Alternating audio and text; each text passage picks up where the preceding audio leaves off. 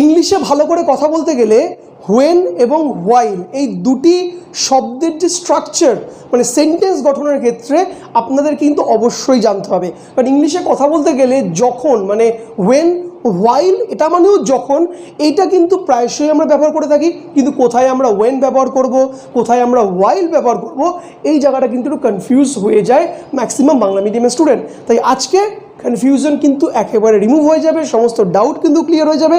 একটা খুব গুরুত্বপূর্ণ ইংলিশের সেন্টেন্স কনস্ট্রাকশনের স্ট্রাকচার আমরা শিখব, যেটি কিন্তু হোয়েন এবং হোয়াইলকে কেন্দ্র করে। হোয়েন অ্যান্ড হোয়াইল এর মানেটা কি বুঝবো, কোথায় কোথায় এর অ্যাপ্লিকেশনটা হয়, কোন জায়গায় করব কোন জায়গায় করবো না, বা কী কী ভুল তোমরা এত অবধি করছো, এতদিন ধরে করে আসছিলে, সেটাও কিন্তু আমরা কারেকশন করে নেব। আর বিশ্বাস করে এটা যদি জেনে যাও মানে তোমার দেখবে স্পোকেন ইংলিশ তো ইম্প্রুভ হবেই, তার সাথে রাইটিং ইংলিশটাও কিন্তু অনেকটা ইম্প্রুভ হয়ে যাবে। ছোট্ট একটা ভিডিও প্রথম থেকে শেষ অবধি দেখো, ভালো লাগলে অবশ্যই লাইক শেয়ার কমেন্টস করতে ভুলো না। একদম প্র্যাকটিক্যালি উদাহরণ দিয়ে আমরা বুঝবো এবং প্র্যাকটিক্যালি করব। দেখো সবার এখানে উদাহরণটা রয়েছে, আমাকে ফোন করো যখন আমি বাড়িতে থাকি। আবার এখানে রয়েছে, আমাকে ফোন করো না যখন আমি বই পড়ছি। এখানে দেখো এই লাইনটির মধ্যে একটা ওয়ার্ড খুব কমনলি ইউজ হচ্ছে, সেটা হচ্ছে হলো যখন এবং যখন।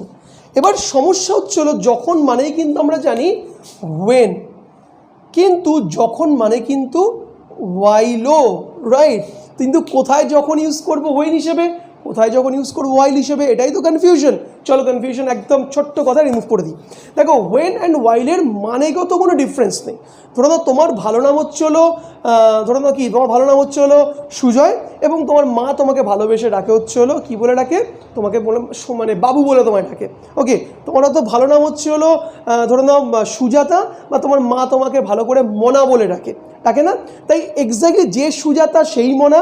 ওকে, তো ব্যাপারটা হচ্ছে হলো দুটোর মানেই হচ্ছে যখন, কিন্তু ডিফারেন্সটা কি একটা তোমার স্কুলে তোমার ব্যবহৃত হয়, একটা ব্যবহৃত হচ্ছে তোমার মা তোমার ঘরে তোমায় ডাকে। ওকে, তো হোয়েন অ্যান্ড হোয়াইলের এক্স্যাক্টলি মানেগত কোনো ডিফারেন্স নেই, both has the same meaning, দুটোই কিন্তু সেম মিনিংকে রিপ্রেজেন্ট করে, বাট কোথায় ব্যবহার করব কোনটা এটাই ডিসাইসিভ হয়ে যায়। তো একদম ফার্স্ট অ্যাপ্লিকেশন, প্রথম যেই সূত্রটি হচ্ছে হলো হোয়েন ব্যবহৃত হয় ইনডিফিনাইট বা সাধারণ সেন্সের ক্ষেত্রে বা সেন্টেন্সের ক্ষেত্রে, কিন্তু হোয়াইল ব্যবহৃত হয় কোনো রানিং, কন্টিনিউয়াস বা মোশনের ক্ষেত্রে। আবার রিপিট করছি, হোয়েন ব্যবহৃত হয় সিম্পল, ইনডিফিনাইট বা সাধারণ বাক্যের ক্ষেত্রে, কন্টিনিউয়াসের ক্ষেত্রে, রানিংয়ের ক্ষেত্রে, মোশনের ক্ষেত্রে ব্যবহার করি আমরা হোয়েন নয়, আমরা সেখানে হোয়াইল, WHI হোয়াইল ব্যবহার করে থাকি। চলো এবার সরাসরি বোর্ডে গিয়ে আমরা প্রথম সূত্রটি থেকে বুঝে নিই।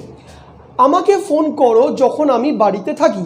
তুমি এবার বলো এটা চলো কন্টিনিউয়াস না সিম্পল? বাড়িতে থাকি এটা ইনডিফিনাইট, তাহলে এখানে আমরা কী ব্যবহার করবো বলেছি হোয়েন, রাইট? এক্সাম্পলটা কী হবে, আমাকে ফোন করো, call me when I am at home. Phone করো যখন আমি আই অ্যাম অ্যাট হোম, আমি বাড়িতে আছি, আমি বাড়িতে থাকি। ওকে, স্মার্টলি বললাম। কিন্তু এই সেকেন্ডটা দেখো, আমাকে ফোন করো না যখন আমি বই পড়ছি। পড়ছি মানে কি? পড়ছি মানে রানিং, কোনো কিছু মোশন, কোনো কিছু কন্টিনিউয়াসকে বোঝানো হচ্ছে, রাইট? তো সেই ক্ষেত্রের জন্য কিন্তু এখানে আমরা পড়ছি যেই বললাম, এখানে যেই যখনটা রয়েছে এটা একটা কন্টিনিউয়াস বা একটা মোশনকে ডিফাইন করছে, তাই কিন্তু এখানে আমরা কিন্তু মানে হোয়েন ব্যবহার করব না, এখানে ব্যবহার করব হোয়াইল। কীভাবে করব? আমাকে ফোন করো না, কী হবে? ডোন্ট কল মি যখন আমি বই পড়ছি, while I am reading the book। কোনো নির্দিষ্ট বইকে আমি দা বলছিলাম, reading the book. Don't call me while I am reading the book, যখন আমাকে ফোন করো না যখন আমি বইটি পড়ছি, রাইট? তো এক্ষেত্রে ওয়েন অ্যান্ড হোয়াইলের ডিফারেন্সটা বুঝতে পারলাম, ইনডিফিনাইট আর এটা কন্টিনিউয়াস। এটা হচ্ছে প্রথম স্ট্রাকচার বা প্রথম কনসেপ্ট, প্রথম সূত্র।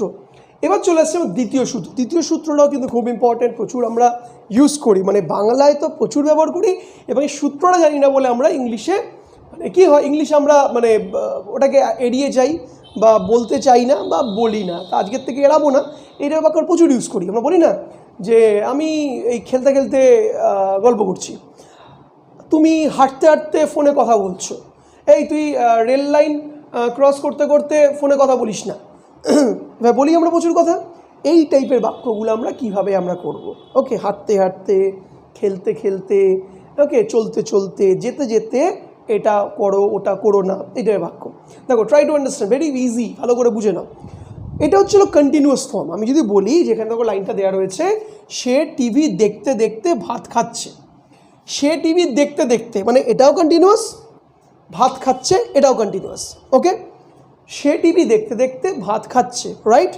এখানে আমি একটু ভেঙে যদি করি, আমি তখন বোঝানোর জন্য এটা আমি দুটো স্টেপে করবো। ওকে, সে টিভি দেখতে দেখতে, ওকে মানে সে টিভি, এটা কন্টিনিউয়াসকে সে টিভি দেখছে। ওকে, তা কী হলো? He is watching TV, right. আবার সেটা কমন, সে ভাত খাচ্ছে, he is eating rice, right. বোঝা গেল বিষয়টা কি বললাম? তো now what you have to do my dear, তো এখানে দেখো আমরা অঙ্কে তোমরা করো না কমন নেওয়া, এক্সটা কমন নিই, মানে দুটোর ক্ষেত্রে এক্স কমন থাকলে তা কী হবে? এবার হি ইজটা common, he is common, he is common, তা হি ইজটা কমন নিয়ে আমরা একটা করে দেবো আমরা। হি ইজ ওয়াচিং টিভি যখন while eating rice, he is watching TV while eating rice। এর এক্স্যাক্টলি গল্পটা হলো, যারা কনফিউজ হচ্ছে তাদেরকে বুঝিয়ে দিই, it's nothing to be worry, that's very easy. দুটো কন্টিনিউয়াস সেন্টেন্সকে যখন আমরা জয়েন করছি, দুটি কন্টিনিউয়াস সেন্টেন্সকে যখন আমরা যোগ করছি, তখন আমরা মধ্যিখানে আমরা এইভাবে আমরা while ব্যবহার করতে পারি। Hope you got to know, you understood.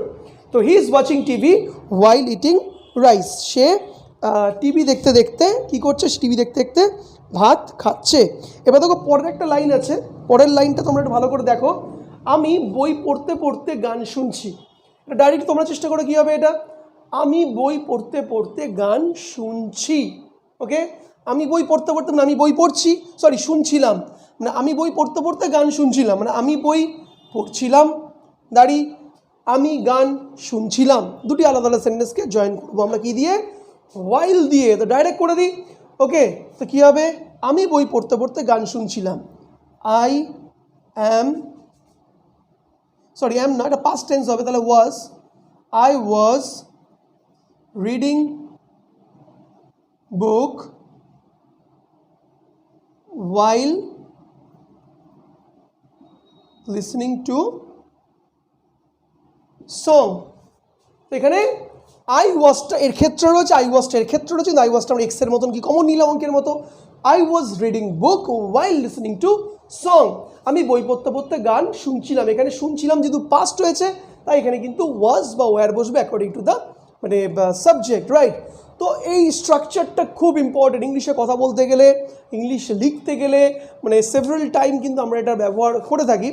So I hope you got to know, you understood exactly the scenario that I'm trying to explain you all। তো এটা কিন্তু যদি বুঝে গিয়ে তোমরা যদি বেনিফিট হয়, উপকার হয়, ভালো লেগে থাকে ভিডিওটা অবশ্যই লাইক করো, শেয়ার করো, চ্যানেলটা সাবস্ক্রাইব করতে ভুলো না। আমি চেষ্টা করব প্রত্যেক সপ্তাহে এবার থেকে রেগুলার বেসিস, রেগুলার না সপ্তাহে 3টে করে অ্যাটলিস্ট আমি বা 4টে করে যখন যেটা সম্ভব হবে, I will provide the video to help you out, to enhance your grammatical confidence, also to develop your English fluency, right. তো বন্ধুরা দেখা হবে পরে ইন্টারেস্টিং টপিকে, তত কিছু good bye and see you once again।